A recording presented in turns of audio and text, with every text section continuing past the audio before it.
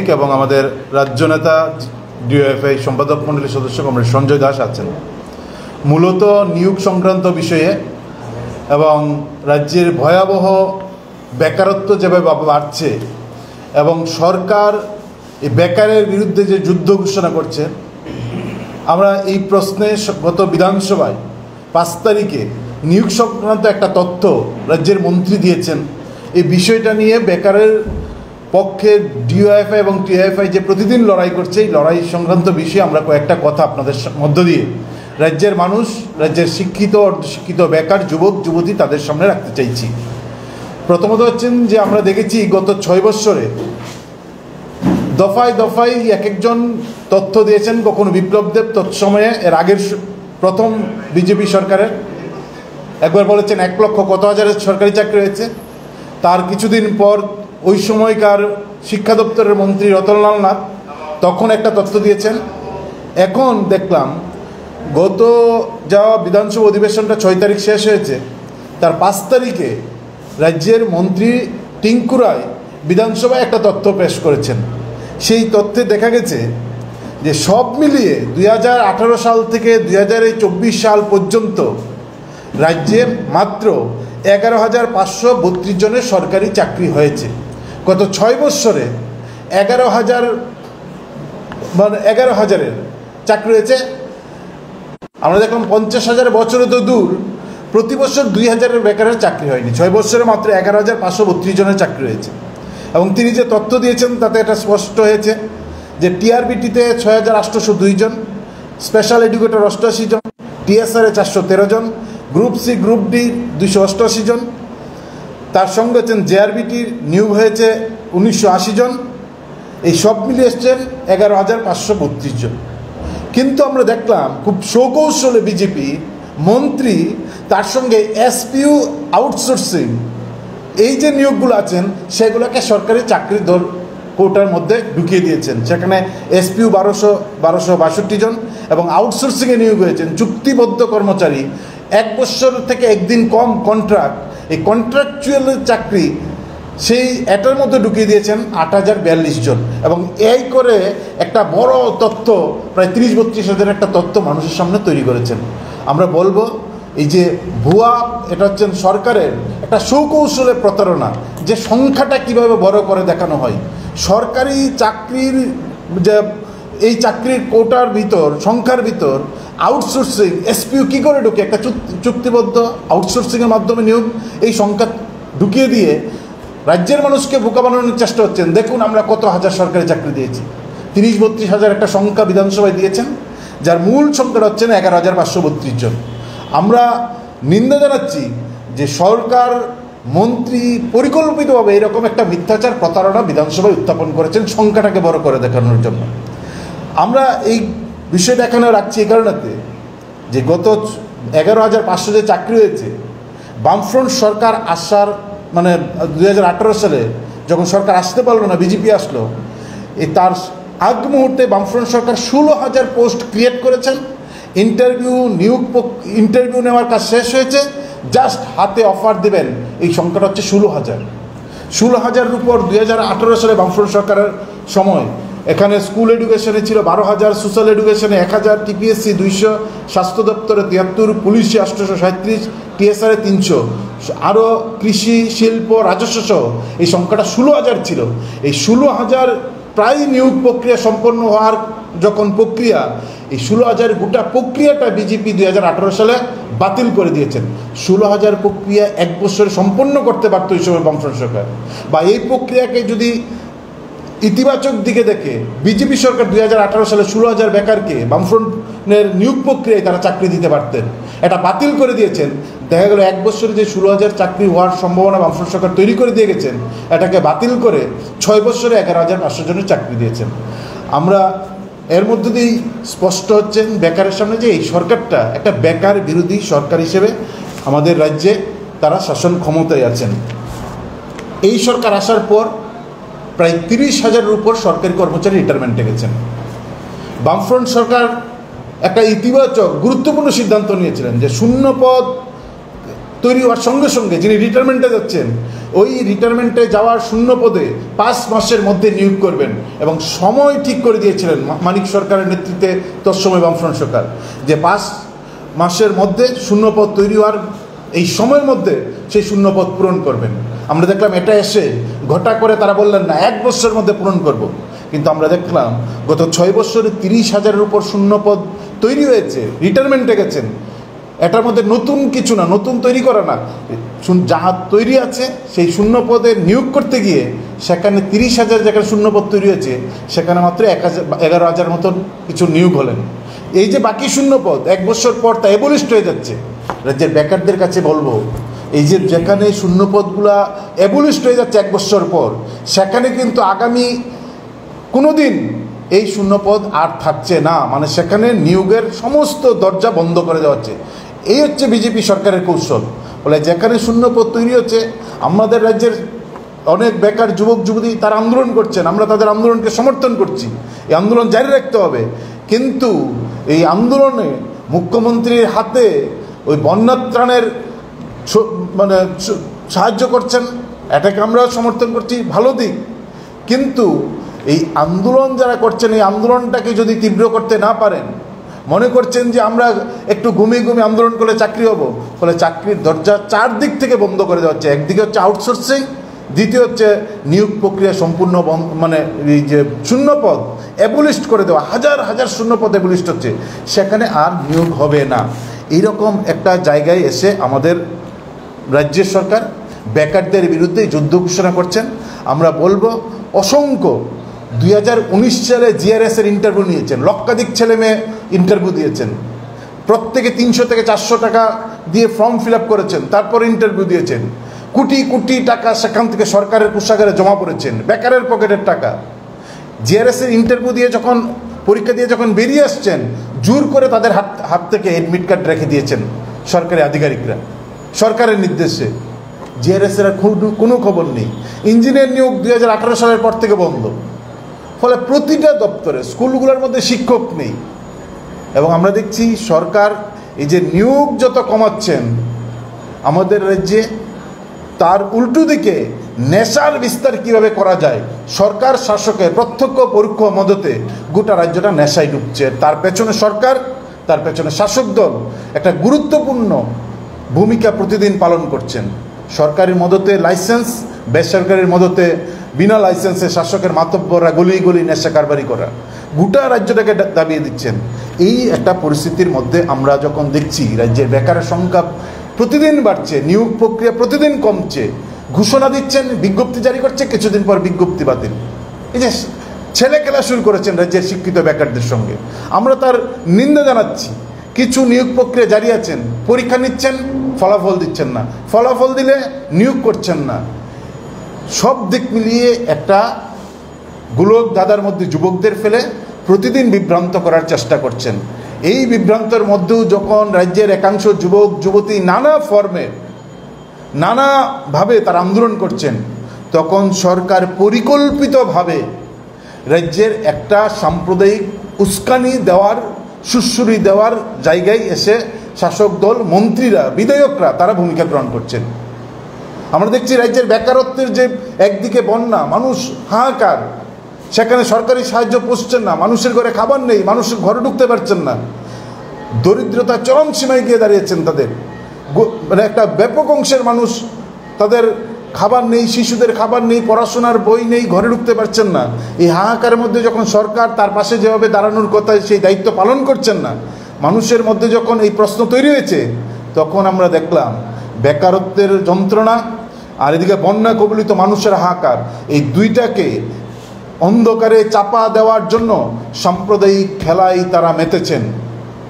রানীর বাজারের একটা ঘটনায় আমরা দেখেছি, সেখানে মন্ত্রী স্বয়ং দাঁড়িয়ে আছেন, সেখানে একদিকে একটা মুখে মন্ত্রী দাঁড়িয়ে আছেন, আরেকদিকে একটা উচ্ছৃঙ্খল বাহিনী সেখানে বাড়িঘর পুরাচ্ছেন, লুট করছেন, দোকান লুট করছেন, শিশুদের মারছেন, গরু ছাগল মারছেন, গাড়ি পুড়িয়ে দিচ্ছেন, এগুলা সংগঠিত করছেন। রাজ্যের মুখ্যমন্ত্রী হচ্ছেন তখন মানিক শাহ, বিজেপি যখন সরকারে, তখন মন্ত্রীর উপস্থিতিতে, পুলিশ অফিসারের উপস্থিতিতে একটার পর একটা করতে করতে 17টা বাড়ি পুড়িয়ে দিল, 8টা গাড়ি পুড়িয়ে দিল, গরু ছাগল পুড়ল, শিশুর বৃদ্ধের মাথা ফাটলো আমাদের। তারপরে যখন কয়েকজন গ্রেপ্তার হলো, রাস্তা অবরোধ হলো, মন্ত্রী সেখানে দাঁড়িয়ে গিয়ে বলছেন তাদেরকে আমি ছাড়িয়ে দেবো, থানা থেকে আমি ছাড়িয়ে দেবো। আমরা দেখলাম মন্ত্রীর এই কথার পর কি ফরওয়ার্ডিং হলো, তারা সবাই জামিন পেয়ে গেল, সবাই জামিন পেয়ে গেল। স্বরাষ্ট্রমন্ত্রীকে আমাদের রাজ্যে আছেন, তার কয়েকদিনের মধ্যেই আরেক মন্ত্রী সরাসরি সাম্প্রদায়িক উস্কানি দিয়ে ফেসবুকে পোস্ট করলেন, সরাসরি সাম্প্রদায়িক উস্কানি দিলেন। আমরা জানি না রাজ্যের স্বরাষ্ট্র দপ্তর ভবিষ্যতে সাম্প্রদায়িকতার এই যে উস্কানি, এই উস্কানি থামানোর জন্য কীভাবে তারা ভূমিকা নেবেন। মন্ত্রীর বিরুদ্ধে একটা মামলা হলো না, বিধানসভায় সরকার তার নিন্দা করলো না। আমরা মনে করি এই যে সাম্প্রদায়িক উস্কানি, এর বিরুদ্ধে স্বরাষ্ট্র দপ্তর যদি এখন থেকে কঠোর ভূমিকা গ্রহণ না করে, তাহলে কিন্তু আমাদের যে ঐতিহ্য রাজ্যের সম্প্রীতির এই মেলবন্ধন, ভ্রাতৃত্ববোধ, এটা শাসকের নেতৃত্বে, সরকারের নেতৃত্বে বিনষ্ট হতে পারে। আমরা দেখলাম একদল উচ্ছৃঙ্খল গুন্ডা বাহিনীকে অধিবেশন শেষের দিন শাসক দল বিধানসভার বিরোধী দল নেতার বাড়ির সামনে উচ্ছৃঙ্খলতা করার জন্য নামিয়ে দিয়েছেন। যিনি সাম্প্রতিক উস্কানি দিলেন মন্ত্রী, তার বিরুদ্ধে সরকার, শাসক দল, পুলিশ, স্বরাষ্ট্র দপ্তর কোনো ভূমিকা নিলেন না। এই সাম্প্রদায়িকতার যিনি উস্কানি দিলেন তার বিরুদ্ধে নিলেন না। যিনি সাম্প্রদায়িকতার নিন্দা করলেন, তার বাড়ির সামনে দাঁড়িয়ে তাকে আক্রমণ করার জন্য, তার বাড়ির সামনে দাঁড়িয়ে উচ্ছৃঙ্খলতা করার জন্য ভূমিকা গ্রহণ করলেন। আমরা এই ঘটনার নিন্দা জানাচ্ছি। আমরা এখনও স্বরাষ্ট্র দপ্তরের কাছে দাবি জানাবো, যারা সাম্প্রদায়িক উস্কানি দিচ্ছেন সরাসরি তাদের বিরুদ্ধে কঠোর ব্যবস্থা গ্রহণ করুন, রাজ্যের সম্প্রীতি, শান্তি, উন্নয়নকে, অগ্রগতিকে এগিয়ে নিয়ে যাওয়ার প্রশ্নে। আর যারা উস্কানিদাতার বিরুদ্ধে কথা বলেন, তার বাড়ির সামনে যারা গুন্ডামি করতে যায়, সেই বর্বর বাহিনীর বিরুদ্ধেও পুলিশকে কঠোর ভূমিকা গ্রহণ করতে হবে। এই বিষয়টা আমি রাখলাম। আমাদের রাজ্য সভাপতি বাকি বিষয়টা আপনাদের সামনে বলবেন।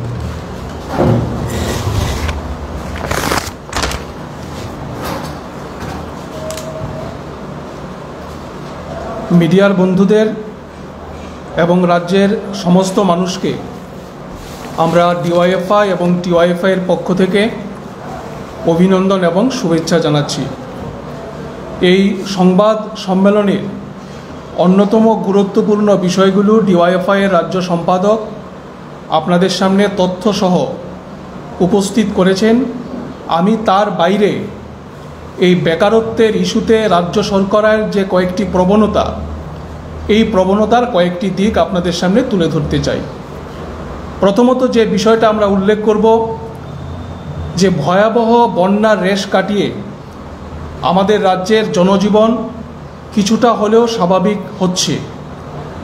আমরা দায়িত্বশীল যুব সংগঠন হিসাবে ডিওয়াইএফআই এবং টিওয়াইএফ এই সময়টাতে রাজনীতির রুটি আমরা শিখতে চাইনি।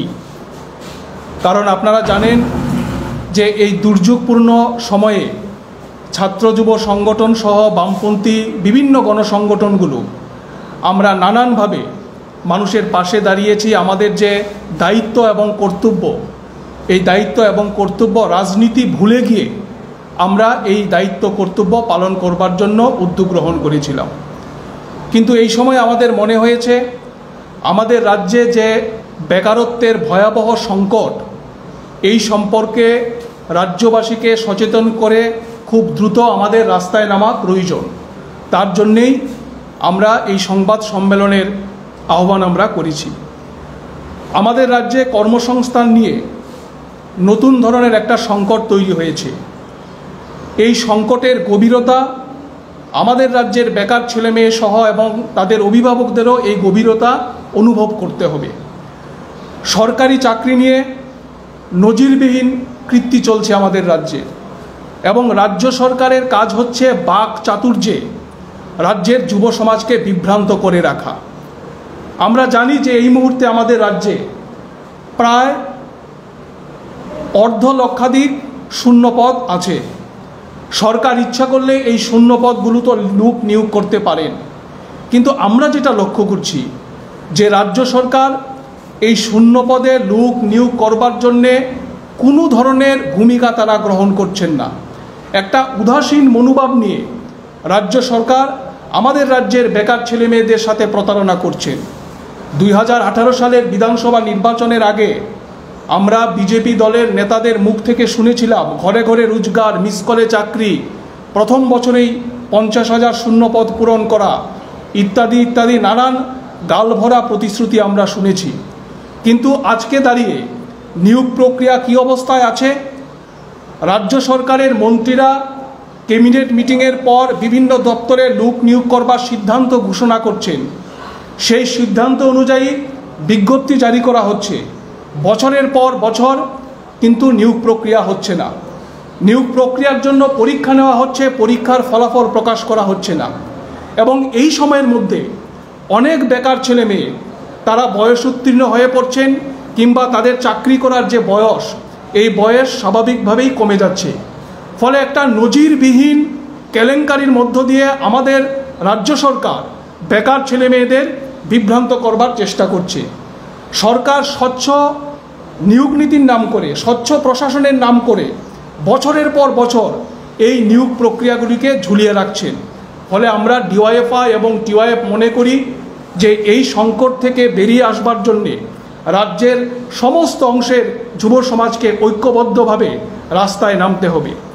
এই সময়ের মধ্যে এই জেআরবিটির গ্রুপ ডির পরীক্ষা হয়েছিল 2021 সালে। খুব সম্ভবত গতকালকে গ্রুপ ডি পরীক্ষার ফলাফল প্রকাশিত হয়েছে। ফায়ার সার্ভিস, পুলিশ কনস্টেবল, নানান পদে বছরের পর বছর ধরে নিয়োগ প্রক্রিয়া ঝুলিয়ে রাখা হয়েছে। 2023 সালে কোনো টেট পরীক্ষা হয়নি। আজকে 2024-এর সেপ্টেম্বর মাস, এখনও পর্যন্ত টেট পরীক্ষা নেওয়ার কোনো খবর নেই। বিভিন্ন দপ্তরগুলোতে একই অবস্থা। ফলে আমরা ডিওয়াইএফআই এবং টিওয়াইএফ মনে করেছি এই সময়ে রাস্তায় নেমে রাজ্য সরকারের যে বেকার বিরোধী মুখোশ, এই মুখোশ আমরা তুলে ধরতে চাই। তার জন্যে আমরা ডিওয়াইএফআই এবং টিওয়াইএফ কতগুলো আন্দোলনের কর্মসূচি আমরা গ্রহণ করেছি। 15ই সেপ্টেম্বর থেকে 30শে সেপ্টেম্বর পর্যন্ত একটা পর্যায়ে ডিওয়াইএফআই এবং টিওয়াইএফ, এসএফআই, টিএসইউ আমরা এই আন্দোলনের কর্মসূচি গ্রহণ করব। 15ই সেপ্টেম্বর, এটা অনেকেই জানেন, 4 সংগঠনের দাবি দিবস। আমরা ধারাবাহিকভাবে এই কর্মসূচিটা সারা রাজ্যে পালন করছি।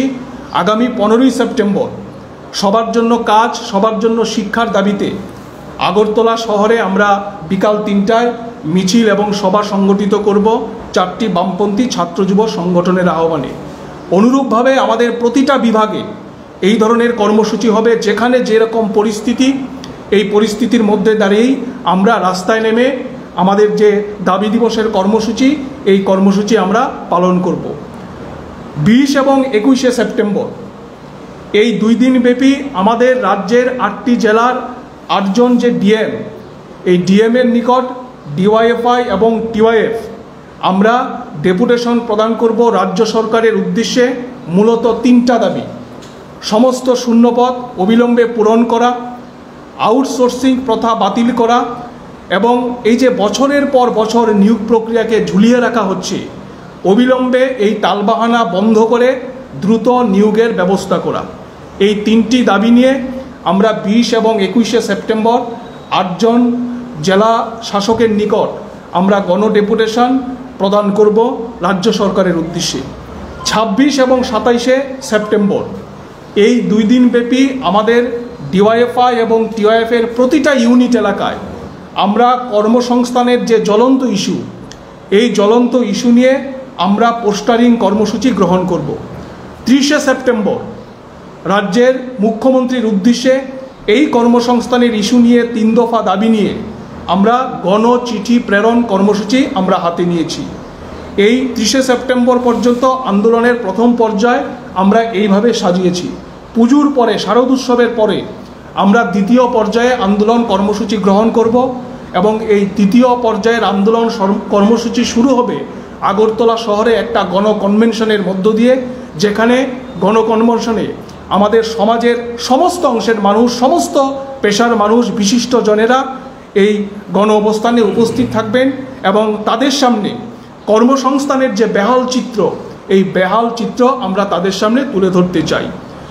এবং সবশেষে যেটা বলবো, আমরা ইদানিংকালে লক্ষ্য করছি আমাদের রাজ্যের বেকার ভাই বোনদের একাংশ প্রতিদিন কখনো বিভিন্ন মন্ত্রীর কোয়ার্টারের সামনে কিংবা বিভিন্ন সরকারি দপ্তরগুলোর সামনে তারা ধর্ণা প্রদর্শন করছেন এই কর্মসংস্থানের ইস্যু নিয়ে অবিলম্বে নিয়োগ প্রক্রিয়া সম্পন্ন করবার জন্যে।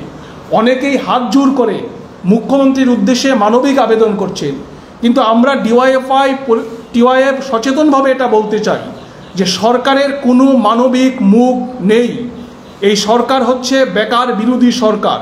ফলে হাত জোর করে যারা দাবি করছেন, এই দাবির পরিবর্তে রাস্তায় নামুন, ঐক্যবদ্ধ হন। দাবি আদায়ের জন্য ছিনিয়ে আনবার মতো যে আন্দোলন, দাবি ছিনিয়ে আনবার মতো এই আন্দোলনে সবাইকে সামিল হতে হবে। এটা রাজনীতির বিষয় না, ঐক্যবদ্ধভাবে আমরা সেই লড়াইয়ে সামিল হতে চাই এবং টিওয়াইএফের আহ্বান হচ্ছে এই লড়াইয়ে সর্বস্তরের মানুষ আপনারা সামিল হবেন। সাম্প্রদায়িকতার ইস্যুকে হাতিয়ার করে এখন আমাদের রাজ্যের মানুষের মনটাকে ঘুরিয়ে দেওয়ার চেষ্টা করা হচ্ছে। আমরা বামপন্থী প্রগতিশীল যুব সংগঠন হিসাবে মনে করি যে সবার উপরে মানুষ সত্য, তাহার উপরে নাই। আমাদের কাছে মানুষই হচ্ছে আসল কথা। যারা হিন্দু মুসলমানের নাম করে বিভাজনের রাজনীতি করতে চায়, বিভাজন তৈরি করে মূল সমস্যা থেকে নজর ঘুরিয়ে দিতে চায়, এই জায়গায় সচেতন নাগরিকদের ঐক্যবদ্ধভাবে তাদের যে মুখোশ, ধর্ম নিয়ে রাজনীতি করার তাদের যে দুরভিসন্ধি, এই মুখোশ তাদের সামনে তুলে ধরতে হবে। আইন শৃঙ্খলার পরিস্থিতি নিয়ে আপনারা সবাই জানেন, রাজ্য জুড়ে ভয়াবহ একটা পরিস্থিতি চলছে। মেয়েদের কোনো নিরাপত্তা নেই। সাম্প্রতিককালে বটতলাতে আমরা দেখেছি যে কিভাবে মহিলাদের একেবারে ইফটিজিংয়ের শিকার হতে হয়েছে। এবং এটা শুধুমাত্র রাজধানীর ঘটনা না, রাজ্যের প্রতিটা প্রান্তে মেয়েদের উপর এই ধরনের ঘটনাগুলি দিনের পর দিন বাড়ছে। এবং সর্বশেষ নিদর্শন হচ্ছে, আপনারা জানেন যে আমাদের রাজ্যের কালার্স প্রদানপ্রাপ্ত পুলিশ, এই পুলিশের কি ভূমিকা। খোয়াইতে আমরা দেখলাম এডিশনাল এসপি আক্রান্ত হলেন এসডিপিউর দ্বারা। ফলে এই হচ্ছে আমাদের রাজ্যের পুলিশের অবস্থা। ফলে তারা স্বাভাবিকভাবেই কতটুকু সাধারণ মানুষের নিরাপত্তা দিতে পারবেন, এটা নিয়ে আমরা টিওয়াইএফ শঙ্কিত। আমাদের এই রাজ্যটাকে বাঁচানোর জন্য সর্বস্তরের মানুষের কাছে আমাদের আবেদন হচ্ছে, এই বেকারত্বের যন্ত্রণা থেকে বেকার ছেলে মেয়েদের মুক্তি দেওয়ার জন্যে রাজ্য সরকারকে একদিকে যেমন ইতিবাচক ভূমিকা গ্রহণ করতে হবে, অন্যদিকে রাজ্যের আইন শৃঙ্খলার উন্নতি করা এবং সাম্প্রদায়িকতার বিষ বাষ্পের হাত থেকে মানুষকে রক্ষা করার জন্য রাজ্য সরকারকে আরও কার্যকরী কঠোর পদক্ষেপ গ্রহণ করতে হবে। এই রাজ্যটাকে সবার বসবাসের যোগ্য করে রাখতে হবে। এটাই হচ্ছে আমাদের আবেদন।